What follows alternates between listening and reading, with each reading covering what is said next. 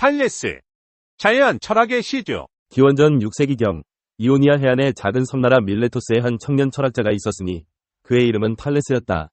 그는 오랜 방랑 끝에 고향으로 돌아와 자연의 섭리를 묵상하며 보냈다. 하늘과 땅, 태양과 달의 운행, 그리고 만물의 생성과 소멸을 곰곰이 관찰하던 중 그는 한 가지 의문에 사로잡혔다.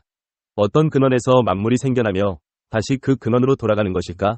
탈레스는 이 물음에 천착하면서 탈레스는 세상 만물을 관찰하고 사유하기 시작했다. 그리하여 그는 만물의 근원을 물이라고 내린 최초의 자연 철학자가 되었다. 물은 생명체의 기본 구성 요소이자 땅에서 생육하는 만물의 젖줄과도 같은 존재였다. 탈레스는 물이 없다면 세상 만물이 생겨날 수 없으며 결국 모든 것이 물에서 비롯되고 물로 돌아가게 된다는 사실을 직관했다. 물은 만물의 근원이자 시작과 끝이다. 대지는 물 위에 뜨고 하늘에서는 비가 내려 생명을 살린다. 물은 액체에서 기체와 고체로 변화하며 생명 현상을 가능케 한다.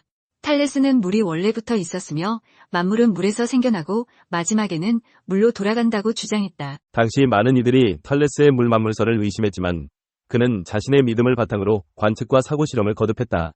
먼저 그는 기하학 원리를 이용해 이집트 피라미드의 높이를 측정하는 방법을 개발했다. 이를 통해 태양의 위치와 그림자의 관계를 규명할 수 있었다. 또한 그는 천문학적 지식을 바탕으로 일식을 예측하기도 했다. 이처럼 자연현상 관측과 수학, 기하학 지식을 통해 새로운 발견을 이뤄냈다.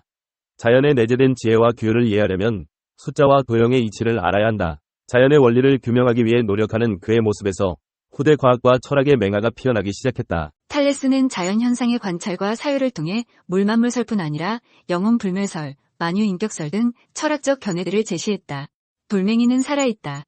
그렇지 않다면 자석이 어떻게 철을 끌어당길 수 있겠는가? 그는 돌 같은 무생물체에도 영혼이 있다고 여겼다. 또한 우주를 크나큰 생명체에 비유하며 만물의 혼이 깃들어 있다고 봤다. 철학자로서 탈레스가 기여한 가장 큰 업적은 자연 만물에 대한 물음을 제기하고 그 원리를 탐구하려 했다는 데 있다. 이로써 인간 사유의 지평을 확장시켰다. 탈레스는 그리스인들로부터 7인의 현자 중 한 명으로 평가받았다. 당시 그리스에서는 재능과 지혜를 갖춘 이들을 가리켜 현자라 불렀다. 법률가이자 정치가였던 솔론, 시인 피타고라스, 도덕가 비아스 등 7인의 현자들은 학문과 예술, 정치와 종교 등 다양한 분야에서 활약했다.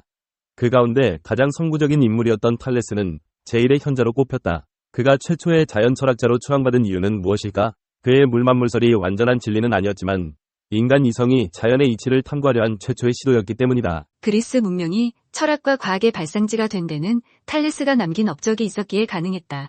그는 자연의 원리에 대한 물음을 제기하고 이성적으로 사유하려 했던 철학적 정신을 구현한 인물이었다. 만물의 근원을 물이라고 단정 짓기보다는 근원 자체를 탐구하려 한 점이 중요하다.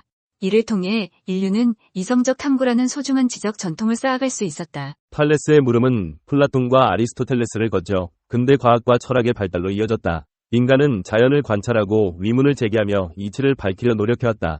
그리고 이 과정에서 세상을 바라보는 지혜가 피어났다. 자연 철학의 시조 탈레스가 남긴 정신은 오늘날에도 계속해서 면면이 이어지고 있다.